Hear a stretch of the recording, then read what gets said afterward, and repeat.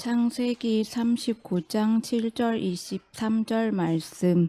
그 후에 그의 주인이 아내가 요셉에게 눈짓하다가 동심하기를 청하니 요셉이 거절하면 자기 주인이 아내에게 이르되 내 주인이 집안의 모든 소유를 간섭하지 아니하고 다 내 손에 위탁하였으니 이 집에는 나보다 큰 이가 없으면 주인이 아무것도 내게 급하지 아니하였어도 급한 것은 당신뿐이니 당신이 그의 아내임이라.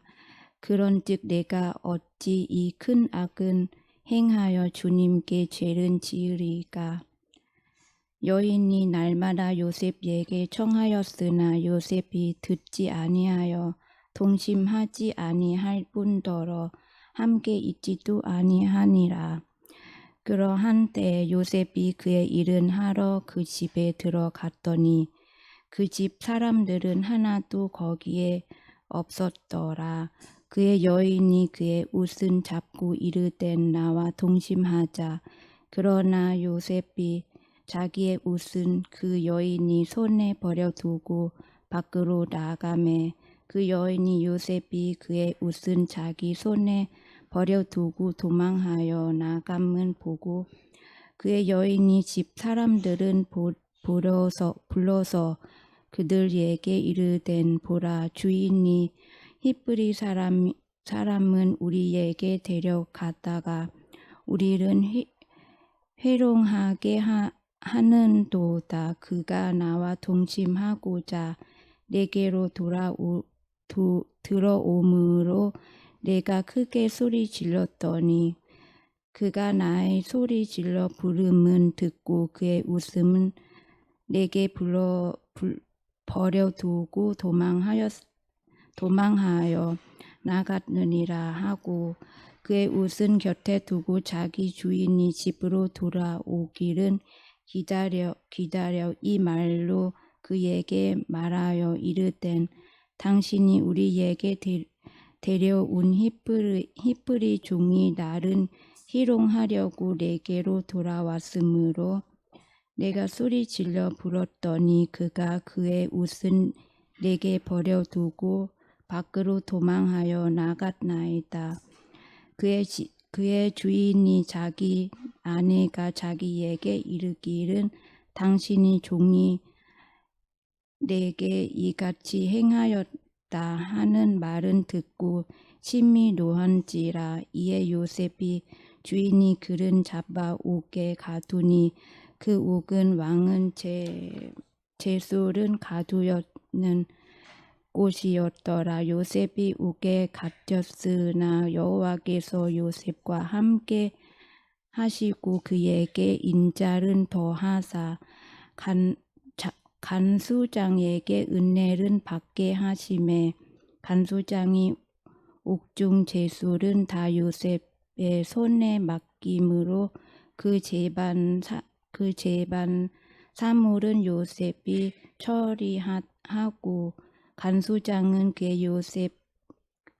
간수장의 그의 손에 맡긴 것은 무엇이든지 살펴보지 아니하였으니 이는 여호와께서 요셉과 함께 하심이라. 여호와께서 그를 범사에 통하게 하였더라. 아멘. 우리가 가을을 맞이해서 이런 신자가 되게 하옵소서라고 하는 제목으로 우리가 하나님의 말씀을 계속 나누고 있습니다. 처음에 제가 소개했던 사람이 누구인지 기억하세요? 감사합니다. 다 잊어주셔서. 스데바나와 그 가정. 어떤 사람이 되었으면 좋겠다? 시원케 하는, 우리의 마음을 시원케 하고 교회를 시원케 하는 사람. 그 다음에 지난주에는 야곱, 인내의 사람 야곱을 소개한 적이 있습니다. 가을에 이 시리즈 설교를 하게 된 동기는 다른 것이 아닙니다. 저부터도 오랫동안 예수를 믿고 교회 다니고 신앙생활을 하지만 정말로 앞서 얘기했듯이 만찬할 때도 제가 말씀드렸지만 정말 내 신앙의 모습이 정말 이전보다 더 깊어지고 넓어지고 있는지, 나라고 하는 한 사람의 인격이 정말 주님을 만나서 얼마큼 변화되었고 얼마나 하나님이 기뻐 받으실 만한 삶의 내용을 가지고 살아갔는지, 이런 것들을 자연스럽게 되짚어 볼 수 있는 그 질문의 시간이 특별히 이 가을에 우리에게 있지 않나 하는 생각을 조금 해봅니다.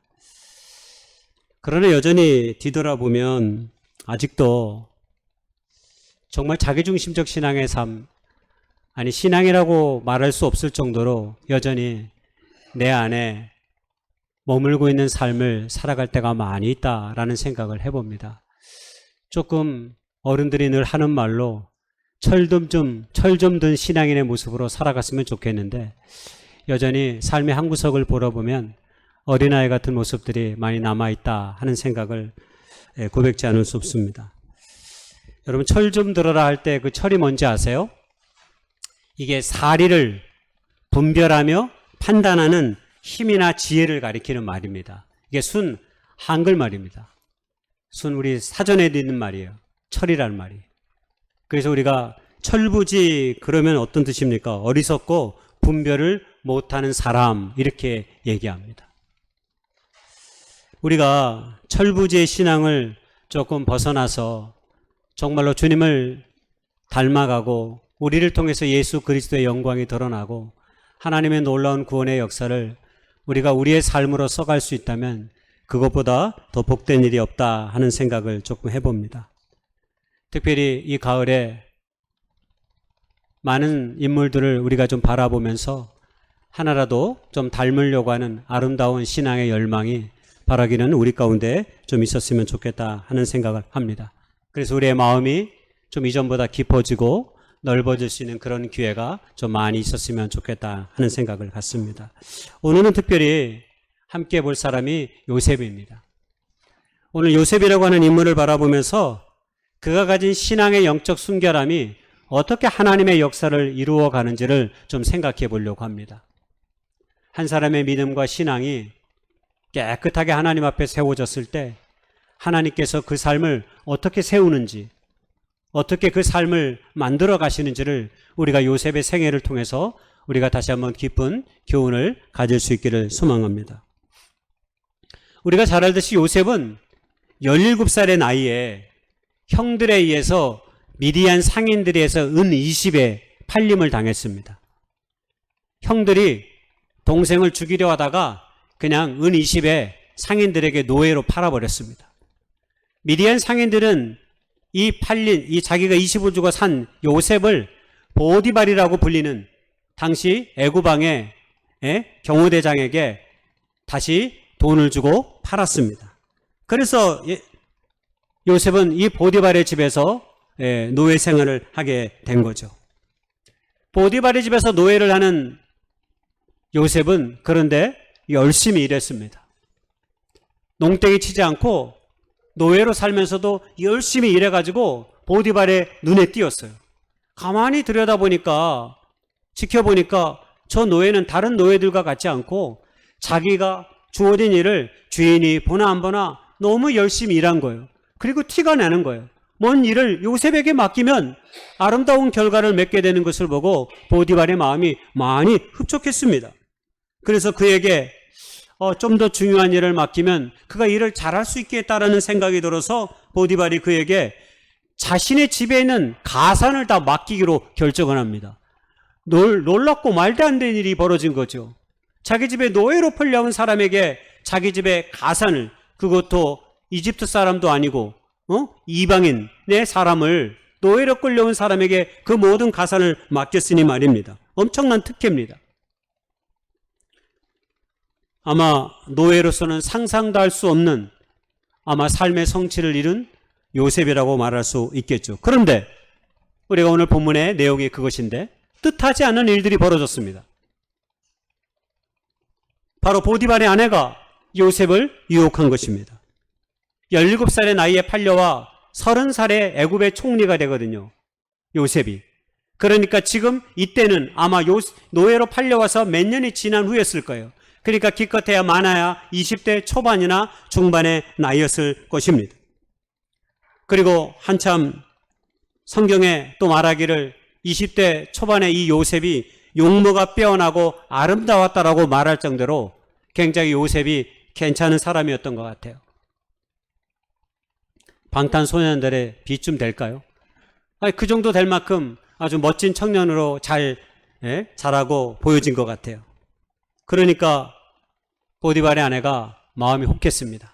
특히 보디발은 왕을 따라서 자주 밖에 나갈 일이 많았습니다. 왜? 경호를 해야 되기 때문에. 그러니까 자주 집을 비우니까 보디발의 아내는 요셉과 가까이서 접할 기회가 많았습니다.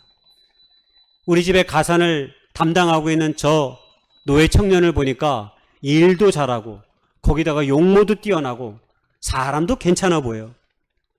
그러니까 보면 볼수록 멋진 청년인 요셉을 이 보디발의 아내가 그냥 둘 수 없어서 유혹하고 작정하기로 하고 잠자리를 청했다라고 오늘 성경은 말합니다. 보통 그녀가 노예를 향해서 이렇게 말을 하면 그것은 청함이 아니라 그냥 명령입니다. 그렇죠? 노예는 주인에 의해서 하루아침에 생명을 달리할 수 있는 그런 처지에 있을 수밖에 없는 존재, 한마디로 사람으로서의 존재가 아니라 상품으로서의 존재로밖에 취급되지 않는 그런 시대였습니다. 그런데 놀랍게도 요셉은 보디발의 아내의 유혹에 거절합니다. 그러면서 뭐라고 말하냐면 내 주인께서 집안의 모든 소유를 내게 맡겼다. 그러니까 이 집에서 나보다 큰 이가 없다라고 얘기합니다. 그러나 주인이 내게 금한 것이 딱 하나 있는데 바로 그것은 바로 당신입니다. 그런데 내가 어떻게 주인의 뜻을 저버리고 그런 악을 행할 수 있겠습니까? 그럴 수 없습니다. 라고 물리칩니다. 이렇게 해서 끝났으면 참 좋았을 텐데 여인의 욕망은 끝이 없습니다. 요셉의 단호함에도 불구하고 요셉을 볼 때마다 그 마음이 흔들려 잠자리를 요구했습니다. 성경은 뭐라고 얘기하냐면 날마다 청하였다라고 말합니다. 요셉을 볼 때마다 날마다 청하였다고 말합니다. 그러니까 얼마나 집요한 요구와 유혹입니까? 어느 날 요셉이 일을 하러 집 안에 들어갔을 때 여인은 작정하고 말이 아닌 그의 옷을 붙잡으면서 놓아주지 않으며 다시 청하였습니다. 그때 하인들은 밖에 나가 일을 하느라 아무도 없었다라고 성경은 말합니다. 요셉은 지난번과 같이 단호하게 물리치고 그 자리를 박차고 나갑니다. 그러나 여인이 하도 옷을 강하게 잡고 있어서 그의 겉옷이 벗겨졌습니다. 겉옷만 갖고 있었던 여인은 너무나 황당한 이 순간에 생각을 했습니다. 이러다가 내가 도리어 문제가 되겠구나 하는 생각에 사람들을 불렀습니다. 그리고 저 히브리 청년이 자신을 겁탈해놨다고 말하면서 이 옷이 그 증거이다라고 하인들에게 소리쳤습니다. 그리고 주인이 집에 돌아오자 그의 아내는 거짓으로 이 모든 일을 고함으로 결국 요셉이 옥에 갇힙니다. 그리고 거기서 끝난 것이 아니라 오늘 우리가 읽었던 성경 본문은 요셉이 옥에 갇혔는데 여기서도 간수장의 은혜를 입어 또 죄수들을 관리하는 사무를 담당하게 되었습니다. 그리고 오늘 성경의 이야기는 거기까지 읽었고 마쳤습니다. 여기까지만 보아도 요셉이라고 하는 사람의 삶이 얼마나 특별한지 얼마나 귀한지 우리가 느껴질 수 있습니다. 어떻게 요셉은 이렇게 하나님의 온전한 사람으로 살아갈 수 있게 됐을까요? 여러분 생각을 좀 해봅시다. 형들의 손에 팔려가지고 보디발의 집에 왔습니다. 그를 하루아침에 아버지의 듬뿍한 사랑을 받은 자녀에서 노예의 신세로 전락했습니다. 더욱이 그의 나이가 17살이었습니다. 우리 같았으면 엄청난 분노와 상실과 감정의 소용돌이에 아마 사무쳤을 것입니다. 사람이 삶을 살다가 가장 큰 상실의 경험은 가족으로부터 배신을 당하는 것이랍니다. 그리고 두 번째는 사랑하는 친구로부터 배신을 당하는 거랍니다. 한마디로 내 삶과 가까이서 시간과 오래된 공간에서 함께 살았던 사람들의 배신이 우리의 삶의 가장 큰 아픔으로 남게 된다는 것입니다. 자기의 형제들, 자기의 형들에게, 그것도 은의식에 지금 노예로 팔려왔습니다. 기약 없는 삶을 살아가게 된 거죠. 아마 그의 마음은 얼마나 비루하고 마음은 얼마나 허탈하고 헤아릴 수 없는 감정의 소용돌이를 경험했을까요? 아마 분명 그랬을 것입니다. 그런데 요셉의 처신을 보면 그런 것이 잘 보이지 않습니다. 요셉의 상황을 보면, 요셉의 생활의 태도를 보면 그런 분노와 억울한 감정과 언젠가는 내가 그 모든 것을 대갚아 주리라 하는 그런 마음으로 지금 노예 생활을 하고 있는 것 같지 않습니다. 도리어 성경은 요셉에게 하나님이 그와 함께 하신다라고 말하고 형통하신다라고 말하고 있기도 합니다. 여러분, 도저히 인간적으로 이해가 안 됩니다. 남의 집에 노예로 빌려와서 자기 인생이 끝났다라고 생각하고 아마 고통스럽게 자기의 주어진 인생의 시간을 보내도 현찮을 그 상황에서 요셉은 전혀 아랑곳하지 않고 자신에게 주어진 일을 책임 있게 감당합니다. 그리고 놀랍게도 그런 요셉을 보고 성경은 하나님이 요셉과 함께 했다고 말하고 요셉을 형통케 하셨다라고 말합니다. 결국 무엇입니까?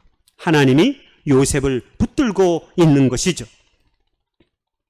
그래서 노예의 생활 속에서도 그는 그에게 주어진 일들을 감당하고 있는 것입니다. 여러분이 말하는 형통함과 거리가 멀죠. 여러분, 우리는 어떨 때 평안하고 어떨 때 형통하다고 말합니까?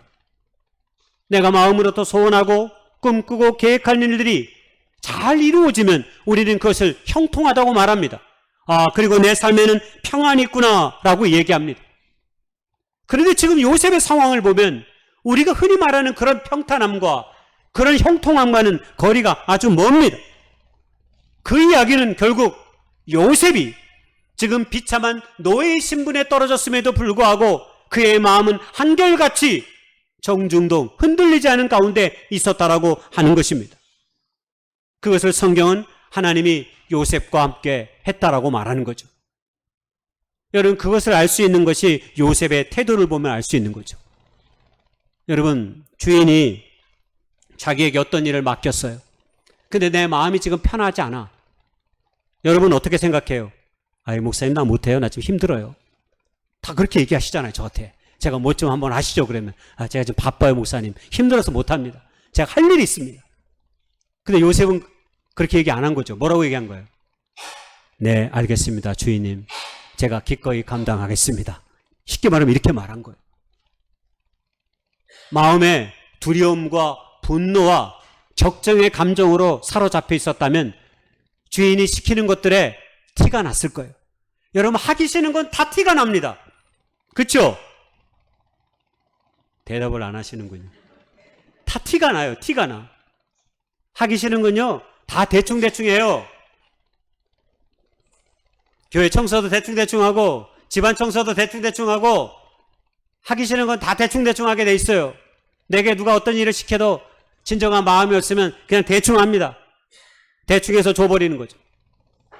여러분, 대충 했으면 보디발이 요셉에게 그 엄청난 자기 집의 재산을 다 맡겼겠어요? 여러분, 회사에서도 대충대충 하면 남들은 모르겠지 생각하지만 다 티납니다. 사장의 눈엔 잘 보여요. 그리고 목회자의 눈에는 잘 보입니다. 또 여러분, 다 티가 납니다. 우리가 게을름 피고 하기 싫은 거 억지로 하면요 다 티가 나요. 얼굴에서도 티가 나고 태도에서도 티가 나고요. 그가 한 결과물에서도 다 티가 나게 되어 있습니다. 그런데 요셉은 티가 안 난 것 같아요. 보디발이 자기 집의 모든 가산을 맡길 정도로 인정했기 때문입니다. 그 얘기는 요셉이 비참한 처지에도 불구하고 자신의 비참한 처지를 생각하며 인생을 산 것이 아니라 지금 내게 주어진 이 일을 최선을 다해서 감당해야 겠다라고 하는 그 마음, 오직 그거 하나뿐이었습니다. 여러분, 그것뿐입니까? 여러분, 보디발의 아내가 유혹하잖아요. 근데 어떻게 이렇게 용기 있게 처신할 수 있겠어요? 여러분이 보디발 집에 노예로 끌려왔다고 생각해 보세요. 주인이 지금 안주인에게 이렇게 강력하게 요구하면 어때요? 이게 쉽게 거절할 수 없습니다. 당시 집안에 아무도 없었기에 얼마든지 사특한 마음이 있으면 잘못된 불장난을 얼마든지 저지를 수 있는 상황이기도 했을 것입니다. 그런데 요셉은 이 모든 것을 물리쳤습니다. 세상적으로 보면 나락에 떨어진 자신의 상황과 형편에 무릎 꿇지 않았고 보디발의 아내의 유혹 앞에서도 거룩한 영적인 순결함을 유지할 수 있었던 것입니다. 여러분, 무엇이 요셉으로 하여금 이러한 삶을 가능케 했을까요? 이것이 오늘 저의 말씀의 초점입니다.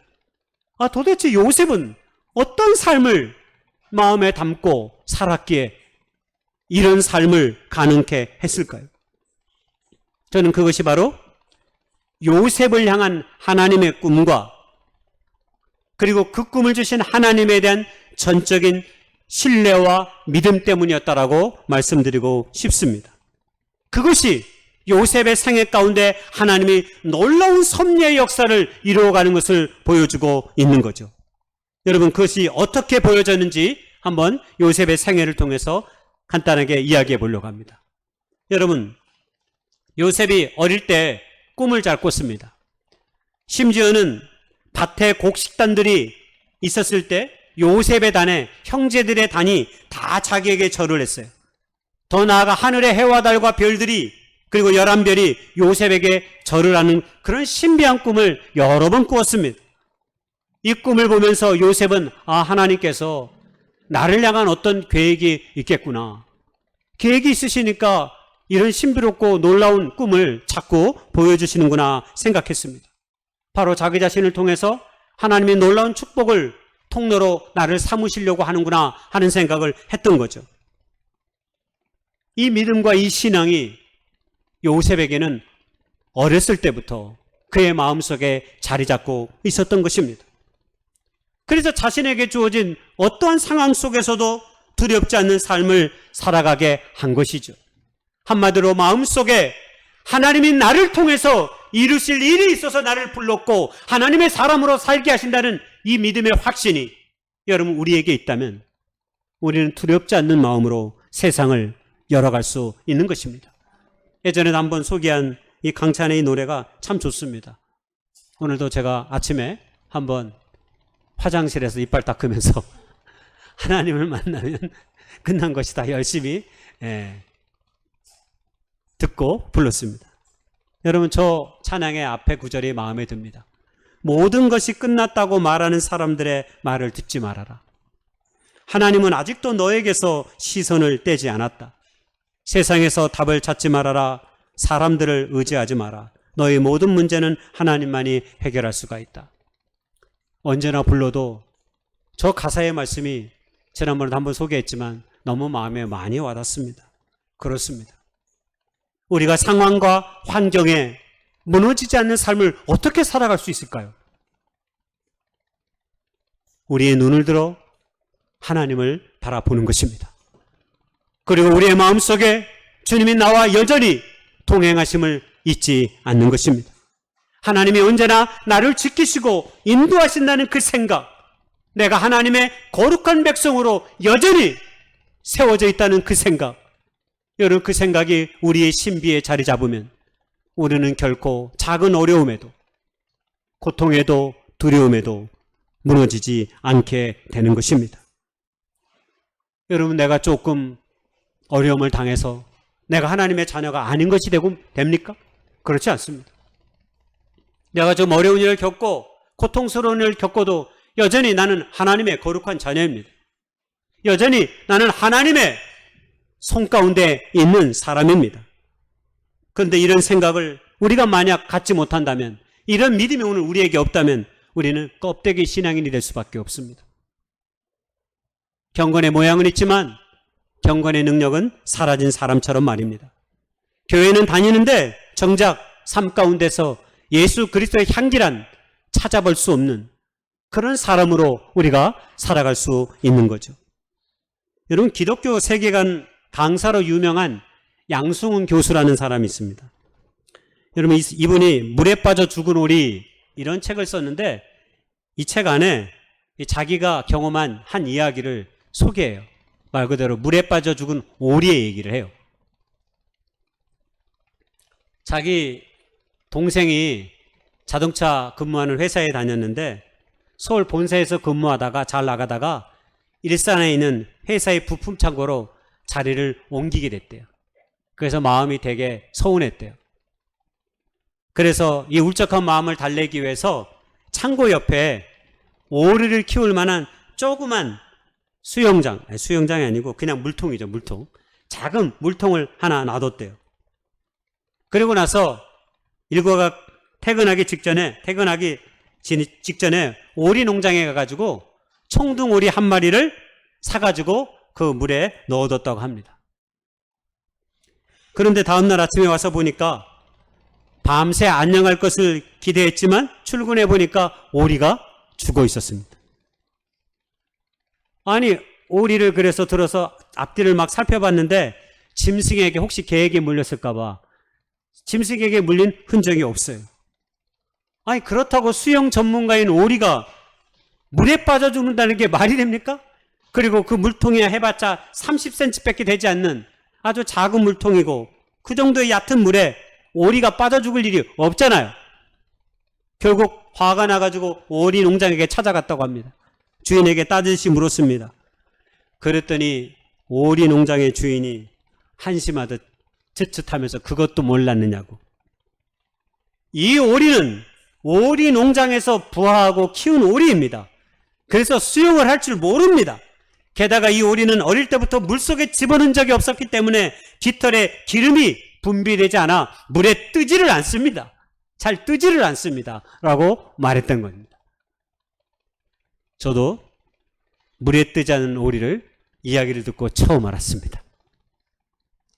여러분, 외모가 오리라고 모든 오리가 수영할 수 있는 것 아닙니다. 여러분, 우리가 신앙생활을 하고 교회를 다닌다고 해서 우리가 진실로 진정한 하나님의 사람으로 바르게 사는 것은 아닐 수 있는 거죠. 우리가 우리의 생활 가운데서 정직하고 진실되게 하나님의 뜻을 구하지 않고 살아간다면 여러분, 우리는 껍데기뿐인 그리스도인이라 말할 수 있기 때문입니다. 여러분, 우리가 영적인 순결함을 가진다는 게 무엇입니까?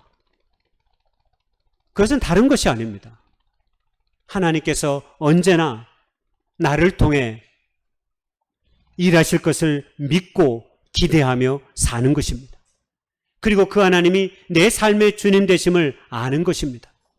그래서 내 삶이 잘 되든 못 되든 언제나 하나님 안에 있다는 사실을 알기에 그 믿음과 그 신뢰함으로 끊임없이 나아가는 것입니다.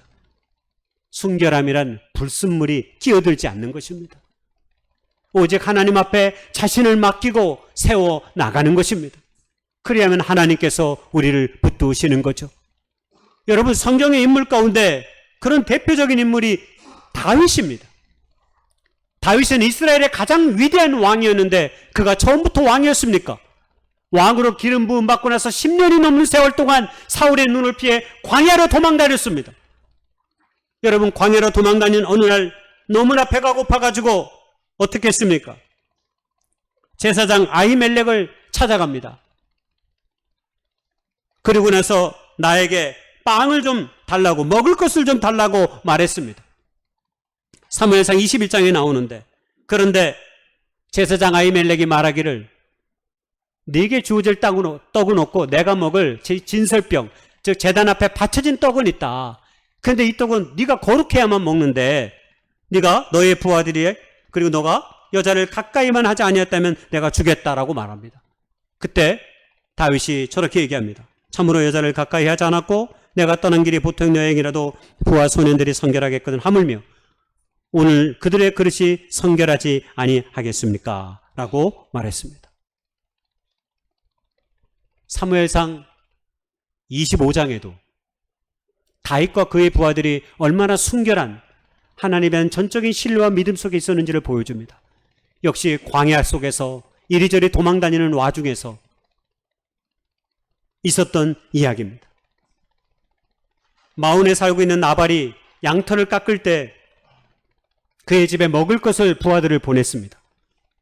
그때 그 집 하인들이 안주인 아비가일에게 이렇게 말했습니다. 우리가 들에 있어 그들과 상종할 때 그 사람들이 우리를 매우 선대하였으므로 우리가 다치거나 잃은 것이 없었다. 한마디로 다윗과 그의 부하들은 남의 것을 함부로 빼앗은 적이 없었다라는 것입니다. 그 배고픈 상황 속에서도 남의 것을 함부로 취한 적이 없었다라고 하는 거죠. 척박한 환경 속에서도 이런 영적인 순결함을 가진 사람이 바로 다윗과 그의 부하들이었습니다. 그래서 그들이 이스라엘의 왕이 될 수 있었던 거죠. 여러분, 요셉에게도 하나님이 주신 이런 꿈에 대한 신실한 믿음과 신뢰가 있었기에 어떤 어려움 속에서도 그가 온전한 길을 걸어갈 수 있었던 것입니다. 하나님께서 그 삶을 붙잡고 계셨기 때문입니다. 여러분, 어떻게 하나님께서 요셉의 삶을 붙잡고 계셨습니까? 여러분, 크게 세 가지로 나타나는데, 첫 번째, 하나님께서 형제들 가운데서 누벤과 유다를 통해서 요셉의 생명을 구원합니다. 여러분, 꿈꾸는 요셉이 왔을 때 형제들이 뭐라고 얘기했어요? 저 재수없는 놈 죽여버리자.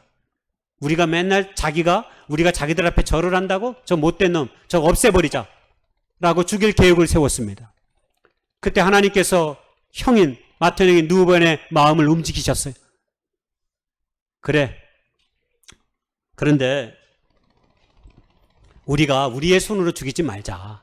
저 구덩이를 파놓고 짐승들의 먹이가 되게 하자. 요셉을 거기에 빠뜨리자. 이렇게 말했습니다. 그렇게 한 이유는 나중에 형제들의 눈을 피해 요셉을 구해내려고 했기 때문입니다.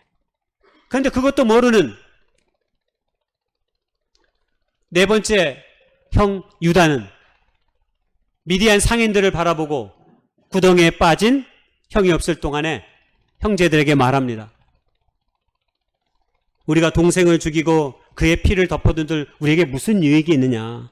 그러니까 저 이스마엘 사람들에게 우리가 팔자라고 이야기를 해요. 그랬더니 형제들이 청종했다라고 말합니다.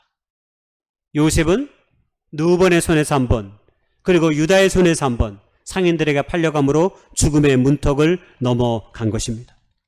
여러분, 두 번째는 보디발이 요셉을 아내의 거짓된 겁탈과 관련하여 자신의 사저에 요셉을 가둔 일입니다. 여러분, 왜 보디발은 요셉을 죽이지 않았을까요? 여러분, 보통 아내가 자신이 부리는 노예를 통해 겁탈을 당했다는 이야기를 들으면 여러분, 어느 주인이 그리고 어느 아내가 그 종을 그냥 살려두겠습니까? 당연히 죽여버리죠.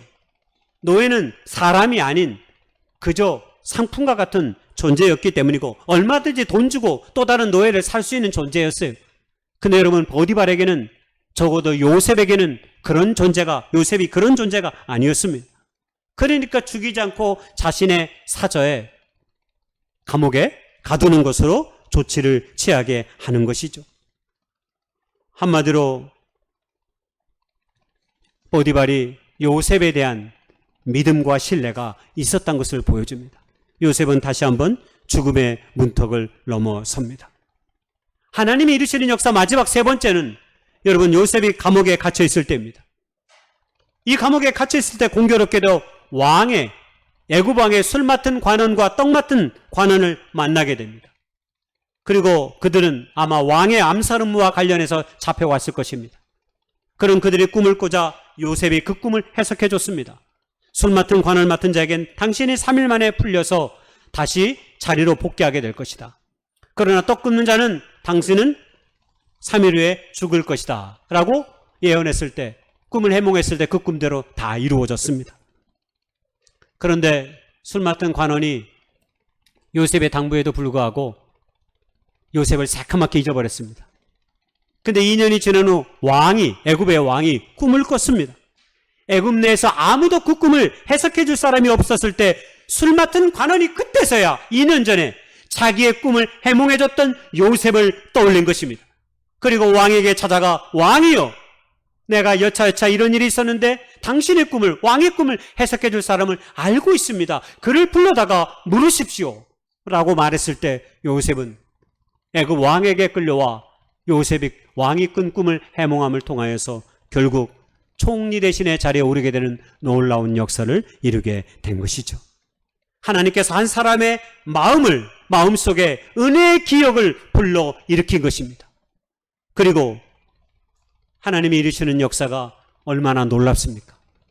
만약 2년이 지난 후에 이 꿈이 요셉을 통해 해몽되지 않았다면 여러분, 요셉이 애굽의 총리가 될 수 있었을까요? 여러분, 그럴 수 없었을 것입니다. 하나님은 가장 정확한 때에 당신의 백성들을 세우시고 이끄시고 생명을 구원할 뿐만 아니라 그에게 주어진 꿈을 이루어 가시는 분으로 다가오시는 것이죠. 바로 이것입니다. 우리가 하나님 안에서의 영적 순결함을 잃지 않는 믿음과 신뢰를 우리가 놓지 않는다면 우리의 삶의 정황이 어떠든지 간에 하나님이 이루시는 역사가 우리의 삶 가운데 반드시 있어질 거라 하는 사실입니다. 사랑하는 교회 여러분, 결론적으로 얘기하면 여러분 어려움 가운데 있습니까? 불안하고 두려운 일들이 우리의 삶 가운데 가득합니까? 여러분 그때 기억하십시오. 모든 문제보다 크신 하나님을 신뢰하며 그분 안에서 우리의 영적인 믿음의 순결함을 잃지 않으실 수 있기를 주님의 이름으로 축복합니다. 힘들다고 어렵다고 피하고자 아무거나 붙잡지 마시고 우리의 동아줄 대신 하나님만을 붙잡고 진정 나아갈 수 있는 저와 여러분 될 수 있기를 주님의 이름으로 축복하고 소망합니다.